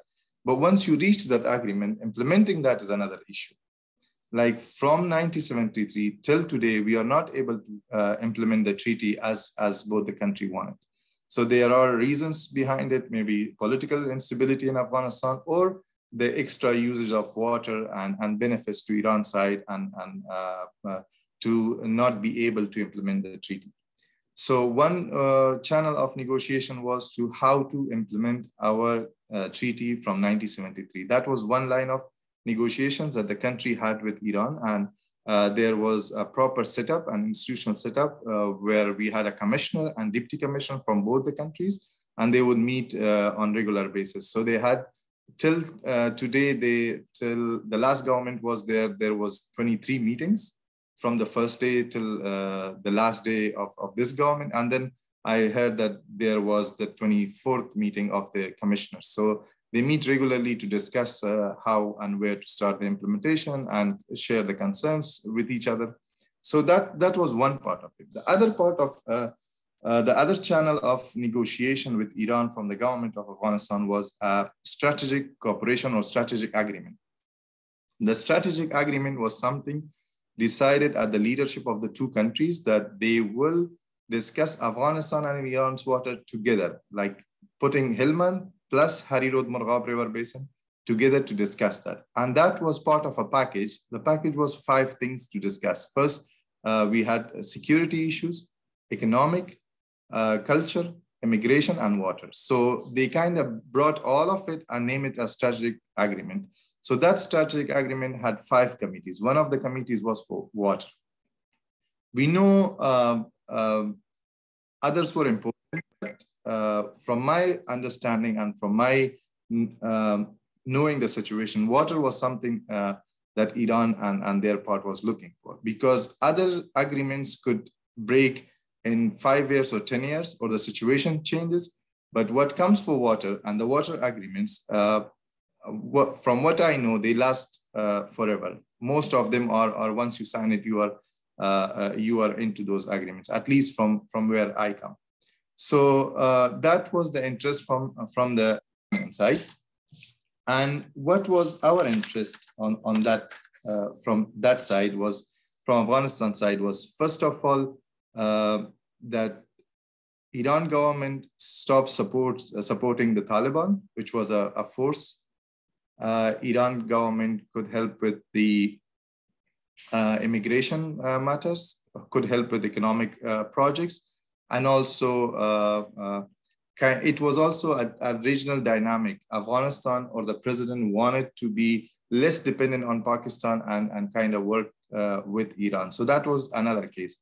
And I don't know personally whether that was intentionally or unintentionally put into a package, but that was a good step, because water, if you discuss it alone, if you discuss it separate from all other issues, it is very sensitive, particularly in Afghanistan.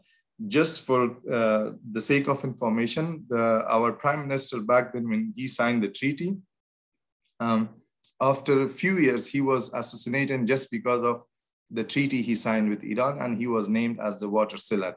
So labeling someone as a water seller is super easy in those setups. So that's why it was a good move to bring it with security, economic projects, culture, and immigration. So that was a second channel of water negotiations between Iran and Afghanistan.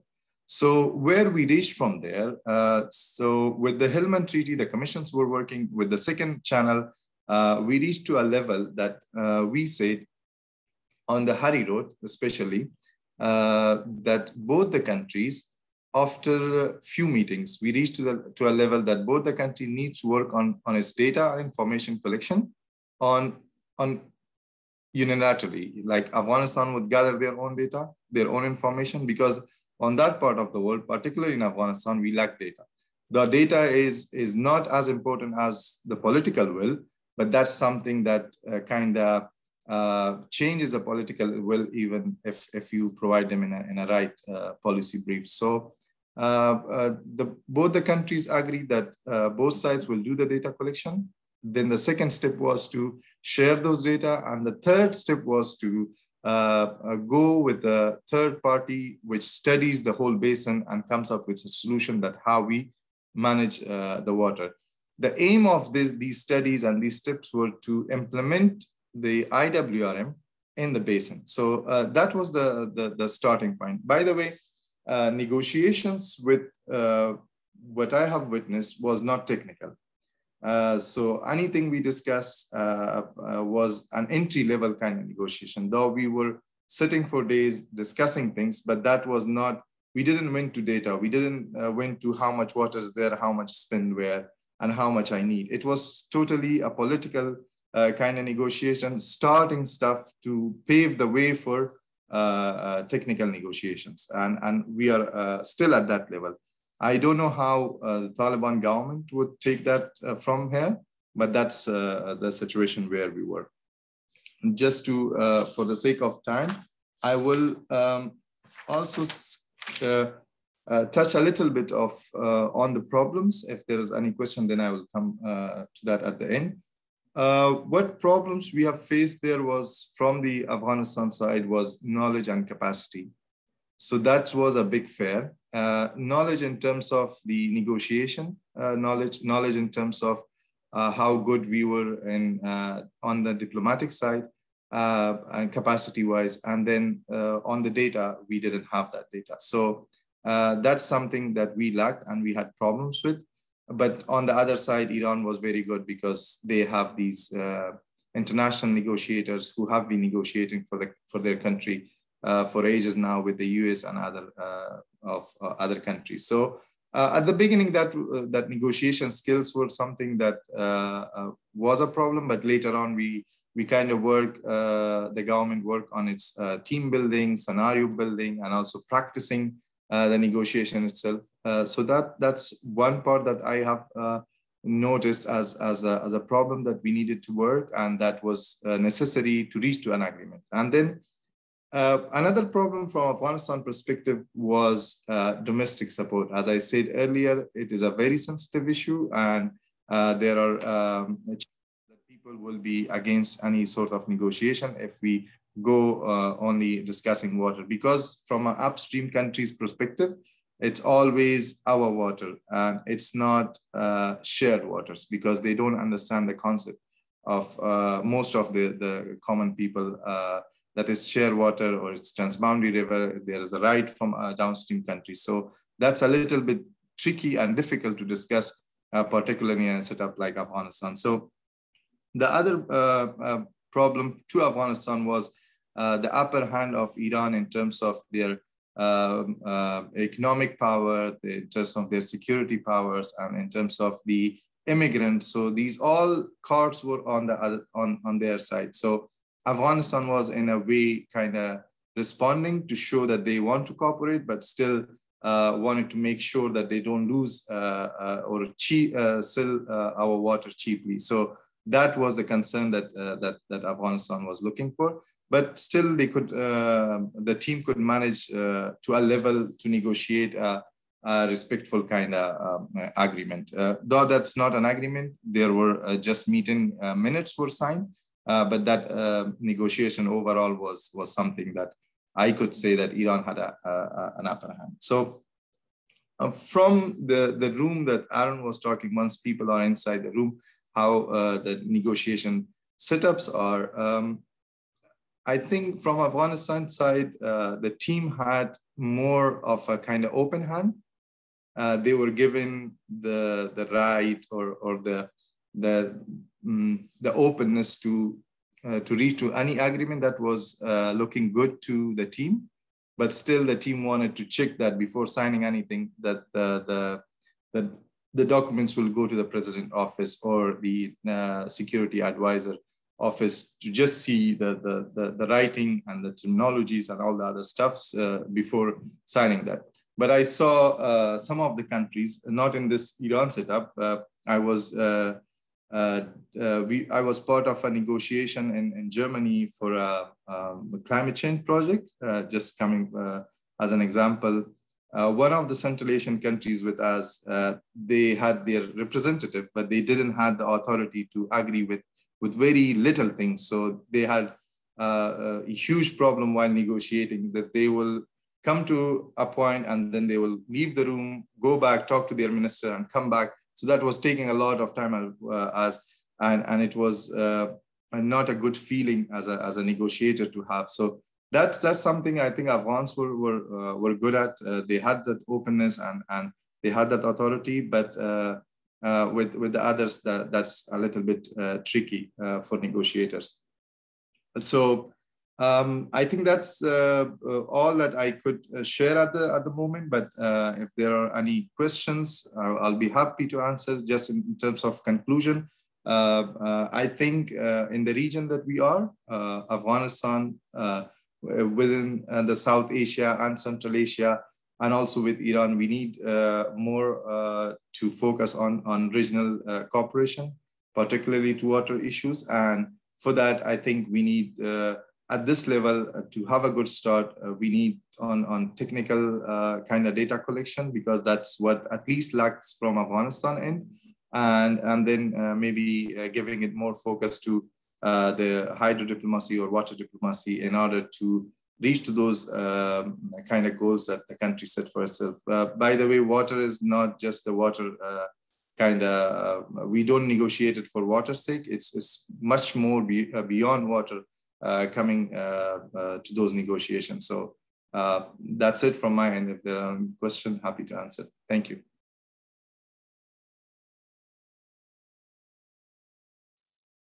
Thank you very much, Idrees. Are there immediate questions for Idrees at this point, or to anyone else? Jacob, you raised your hand. Yes, thank you very much, Idrees, for the good presentation. I take note of the second problem, which was on the influence of the people on the decisions that are being made at the negotiation table. So in my interest, how or what means did the people use to reach out to you as a negotiator, or how did you get, what were the platforms that you are getting from the feeling of the people or their positions? That is the public opinion. Thank you. Shall we take other questions or if there are any at this point? Ali? Yes, Ali, where are you? Yeah. Hi, my specific question is during the first of all, when was respectively this negotiation that you attended, and the team on the other hand was from Ministry of Power, Ministry of Foreign Affairs, or was just from a single type of government group? Thank you.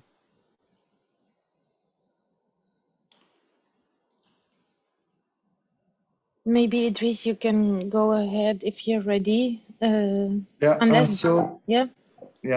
on the public opinion, as I said, the biggest example was the Prime Minister back then, Mohammad Musa Shafiq. He signed the treaty between Afghanistan and Iran, and that's one of the best treaties that I have seen in this region. At least they covered most of the parts that are needed to be covered, but still that was in our country named or labeled as a water seller. One. The second thing is that we get lots of information even if you are part of the government, from the social media and Facebook and news and the parliament itself. So you get those understanding that what people support, and you kind of sit in the informal gatherings, like between your family members. If they are not technical, they are talking that, okay, this whole water is our water, that there is no kind of sharing in that. And for us, I think I remember the parliament was very kind of strict on that, and the social media, and then the programs. If there's any negotiation, I remember there would be TV programs, roundtables discussing the water issues in the country automatically the same night or tomorrow. Or if there's any statement coming from Iranian side or their leadership on the news on BBC or something, then you will see lots of reaction from people. So you can kind of gauge and judge, and you understand your people as part of it. But we didn't have any, if you think of a systematic approach, do a survey or kind of go for it. No, we didn't, but that feeling was definitely coming, and that was really there. To Ali's question, I was part of those negotiations, first of all, as a technical person supporting Ministry of Foreign Affairs and Ministry of Energy and Water of Afghanistan from a EU-funded project. So I was sitting with the negotiation team. We were kind of rehearsing the scenarios that we were building. And that time, my uncle was the lead negotiator for Afghanistan. So I had this also privilege to be part of the discussion, sensitive discussion even, because of that trust that I had from the lead negotiator side. So that was 2017. And then in 2018, I became the deputy minister, so that was easier to come to the negotiation side or work with the Ministry of Foreign Affairs. Again, I was working for the Environment Ministry or agency, but still I was involved with the lead negotiator after my uncle, the last Minister for Water, Mr. Takal. He was a good friend of mine. So we would discuss this with Ministry of Foreign Affairs in informal and formal setup, and then I was part of the negotiation in 2019 with Turkmenistan, dealing on that. But on the Turkmenistan side was also a little bit tricky because they were also kind of influenced by other parties to go and negotiate with Afghanistan. Iran wanted as Turkmenistan, or Iran and Afghanistan to negotiate the Hari Road Basin, but from Afghanistan wanted to talk only on bilateral setup. So that's why Turkmenistan came alone for those negotiations. So those were the times. And from a setup point of view, on the Hillman Commission, there were commissioners coming from both the countries. Lately, the last commissioner was the deputy minister from Afghanistan and the general director for water resource management as a deputy commissioner from Afghanistan. So I don't know the Iran part. And for the strategic agreement, it was Mr. Irakchi from Iran, who is the deputy minister for foreign affairs, and he was the lead negotiator with US on their big negotiation platform. But then, yes, they had this technical team from Ministry of Energy and Water.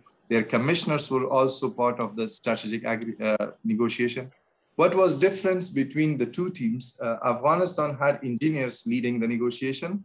Iran had their diplomats leading the negotiation. So the guy who, both the people who lead the negotiation was one of the deputy minister for water, and the second guy was again coming later as a deputy minister, and then he was promoted as a minister of water. So our Ministry of Foreign Affairs kind of played the role of supporting and working through the diplomatic setups. But once you are the lead and you are leading a team, so you have more influence on the team. So from Iranian side, the technical stuff was more on a silent side, but Afghanistan was leading it from energy, Ministry of Energy point of view. Thanks. Ali, is your hand still raised, or that was from before? Ah, it was from before. Okay, anyone else on any other topic? Again, Ali? Yes, I'm again gonna ask about, in your opinion, who should be the leader in the negotiation, an engineer or a senior diplomat? From my point of view, it's good to have a diplomat, but how good the country is to that level of negotiation. So if your diplomats are not really good, then it depends on the personnel. If a person is a good leader, a good negotiator, it doesn't matter which background he comes, for me, but he has to be sharp, clever, brave, and having a good relationship with the top layer. So they can trust him and he can trust them. So that's how I see it. Thank you, Idrees. It's very funny because I have a joke on the character of who's going to negotiate, because this question comes up very often, and whether it should be a technical person or a diplomat. And in my opinion, it should be a team of various people who understand each other, whether they are, like, it can be the leader, can be a negotiator, but he should understand a little bit the topic and vice versa.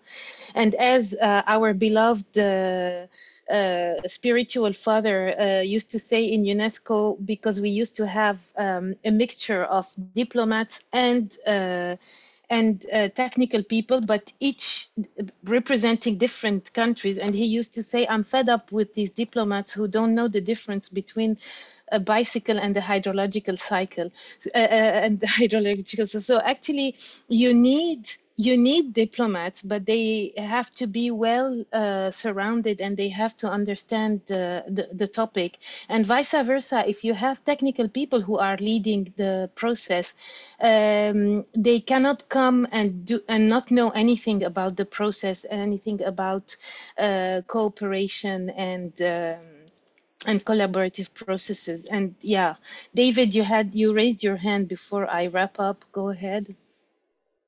Well, I can't ride a hydrological cycle. I can barely ride a bicycle. Idrees, you have a really interesting career, and I'm really appreciative of your speech today. I first want to say that I hope if you have any relatives or friends in Afghanistan still, I hope that they're safe. And I wanted to ask, if you were to look at the coming year and the years forward, based on your own work, what do you experience? What do you think, based on your experience, is the future for your line of work in Afghanistan, and what practitioners and researchers and people like this that attend this conference, what role can they play in your line of work for Afghanistan? Thanks, David. It's a very good question. First of all, Afghanistan started negotiating in 2014, after 2000, when President Ghani came to the power. Before that, Karzai, he had that sensitivity toward discussing water. So anyone discussing that would be kind of out of the government or kind of pushed back. Just so from his point of view, it was not the right time. And also he didn't want to take that blame on himself to negotiate Afghanistan's water. Former President Ghani, he was brave to start the negotiating. And he kind of knew that how he could use the water to kind of manage the relationships between Afghanistan and its neighbors. So at least he was open to the transboundary water negotiation. So that's one side of it. Now it depends on who is leading the country and how they want to, but if you are in a fragile situation, if you are vulnerable, you have to accept what your neighbor said. If you're not accepting 100% what they are saying, at least you will go as part of the process. You will kind of join the negotiation. It doesn't matter whether you agree on something, you produce a document, or you don't, but that's something that you should go to show the sense of cooperation. If you are a strong country, you are not in any bother of your neighbors, you could go on your own will. So sometimes these weaknesses, vulnerability, and also fragile kind of state, it pushes you towards the thing that you even don't want. So it depends on the situation, because now I see that the Taliban government is forced by Iran and by the people in Sistan and Balochistan, because they are in drought situation. That's another story, that why their water is kind of from this Helmand basin, water in Iran is taken to another basin. So the people who has the right on the water is not receiving that. So that domestic pressure on them, and also kind of working things with the Taliban, that's something depend on them and depend on the Taliban, that how they see it.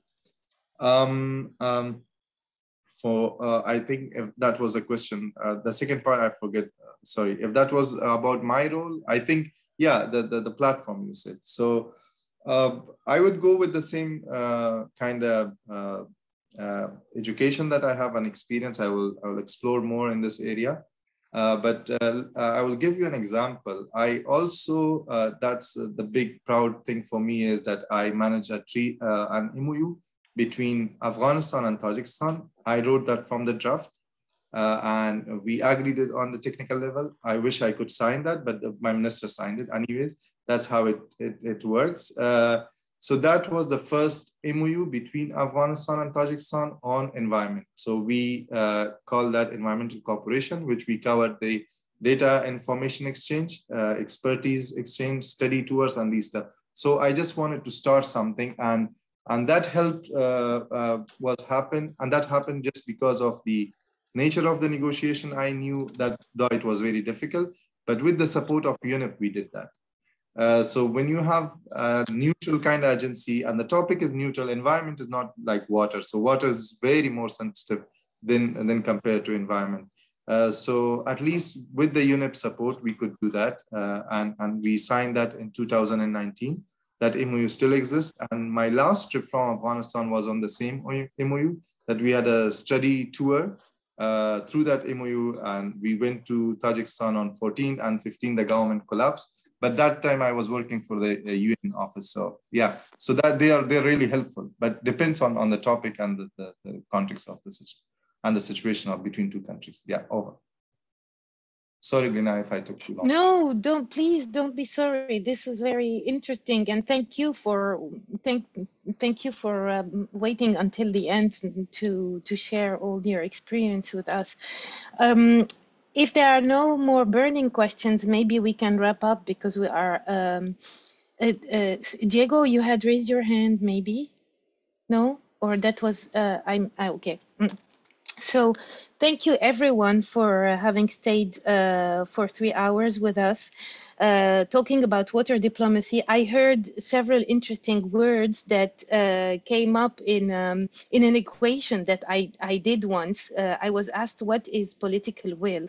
And we usually only define political will by its absence. We always say there is no political will. And we've been talking about water diplomacy, and I heard political will, I heard trust, I heard capacity building, and I heard the time, the perseverance in time, despite all the changes and the political changes in the system and so on. So actually, it brings my equation back together. So I don't know, maybe it's a bit crazy to say that, but for me, water diplomacy is depending on on various pieces of the puzzle coming together, political will being the main one, and it is equal to trust multiplied by capacity building squared capacity building, and then multiplied by perseverance and commitment in time. So something of that sort, but when it's written, it's clearer. So there is time, there is capacity building, and there is trust to make political will. And then with that, maybe we can, water diplomacy can work, whatever. I mean, we're tired after 3 hours. I'm very grateful that everyone stayed around. Thank you for the speakers. And for David and Frederick, who helped us a lot technically. I really hope you got from this workshop what you were expecting to get. Thank you, Léna. And please note, Lena's bio, thanks to Christiane, is posted in the chat. She tried to dodge it, but but we snuck it in. Thank you, everybody. We look forward to seeing you in the water diplomacy world. Thank you all. Bye-bye. Bye. Thank you. Bye. Thank you. Bye-bye. Thank you very much. Bye. Aaron, Léna, Idrees, Christian, that was excellent.